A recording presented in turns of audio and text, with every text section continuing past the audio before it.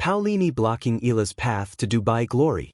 Eala faces a major test as she takes on world number 8 Jasmine Paolini of Italy in the round of 32 of the women's singles of the Dubai Tennis Championships at the Aviation Club Tennis Center on Tuesday.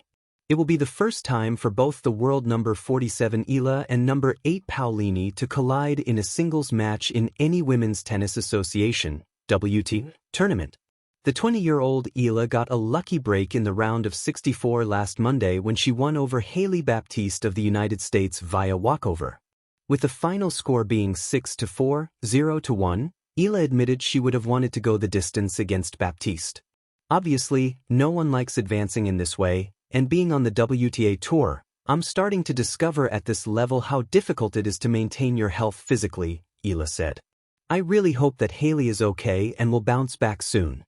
Playing in front of a loud Filipino crowd in Dubai, Eala is thrilled to once again play in a jam-packed stadium in her third WTA tournament in the Middle East after joining the Abu Dhabi Open and the Qatar Open. I'm super happy to be in the next round. These tournaments are such great experiences for me, especially playing in front of the best crowd ever, said Eala, who is supported by a massive Filipino crowd composed of expatriates and overseas workers.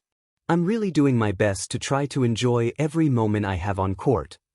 Even Paolini, who reached the final of the French Open and Wimbledon Championships in 2024, was impressed with Eala's rise to fame after her breakthrough performance in the Miami Open last year. Somebody like Alexandra Eala, it's a huge thing for tennis. I think it's great to have many fans also coming to tournaments where usually there are fewer people, Paolini said. Like Abu Dhabi was full of people watching Eala. I also remember the first match in Doha, you could hear from outside the court people cheering for her. Taking down the 30-year-old Paolini, however, will be easier said than done. 4-1, the Italian netter ruled this prestigious WTA tournament in 2024 after a hard-fought 4-6, 7-5, 7-5 victory over Anna Kalinskaya of Russia. Paolini also won last year's Italian Open after beating world number 4 Coco Gauff of the United States, 6-4, 7-5, making her another challenge Eala needs to overcome aside from world number 3 Elena Bakina of Kazakhstan, number 12 Ekaterina Alexandrova of Russia and number 14 Linda Noskova of the Czech Republic. Jasmine Paolini blocking Alexandra Eala's path to Dubai glory. Under the blazing desert lights of the Dubai Tennis Championships, dreams shimmer differently. They rise from the hard courts like heat waves, visible, fragile, and always at risk of disappearing. For Alexandra Eala, Dubai was more than a tournament stop. It was a proving ground. At just 19, she carried not only rackets and grips in her bag, but the weight of a nation's hope. From the tropical courts of the Philippines to the grand stages of world tennis, her journey had always felt slightly improbable, like a story scribbled in the margins of a sport dominated by towering power and seasoned champions. Across the net stood Jasmine Paolini.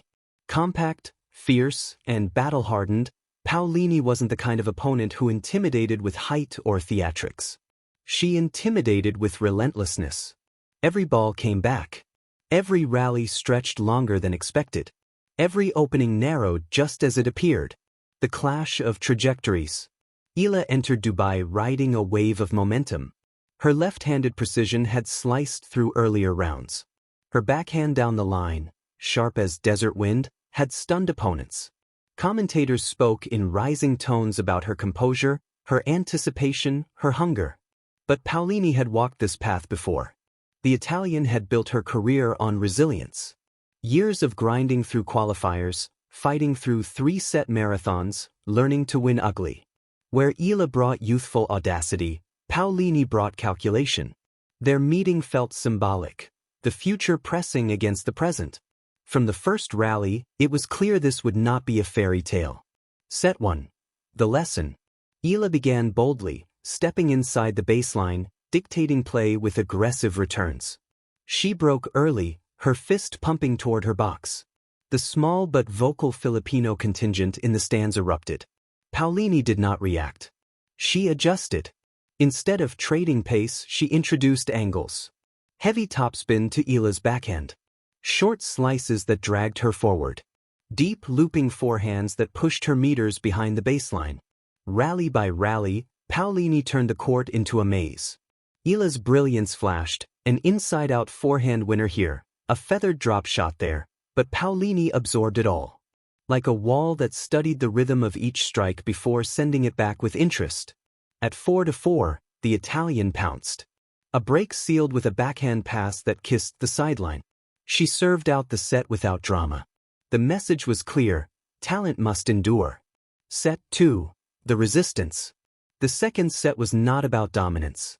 It was about defiance. Eala recalibrated. She shortened points. She attacked second serves. She played with urgency, but also with craft. For a stretch it worked. She earned break points with fearless returns. 1, 2, 3 chances.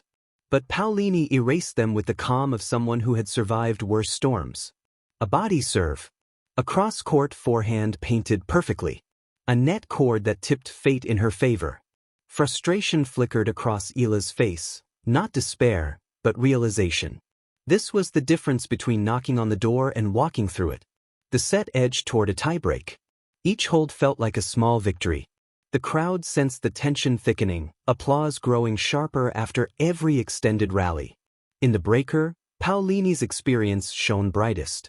She managed space, tempo, nerves. A mini break here. A composed overhead there. Match point.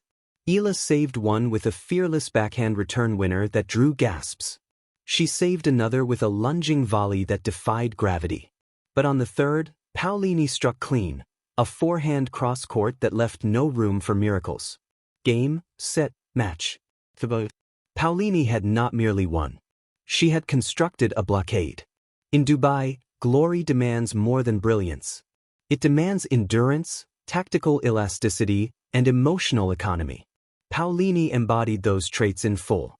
For Eala, the loss was sharp, but not scarring. As they met at the net, there was respect in the handshake. Not condescension, not pity. Respect. Paolini knew what it meant to climb. She had once stood where Eala now stood, close, but not yet through. Beyond the scoreboard. In the press conference, Eala spoke softly but steadily. She talked about lessons. About margins. About believing she belonged. Across the hall, Paolini spoke about focus, about taking matches one at a time. She did not frame herself as a villain in someone else's narrative. She was simply defending her own. That is the quiet cruelty of elite sport. Someone's breakthrough is often someone else's barrier. In the broader tapestry of women's tennis, moments like these shape careers. A young player tests her ambition against a seasoned competitor's resolve. Sometimes the torch passes immediately. Sometimes it takes years. Dubai did not crown Eala, but it did reveal her.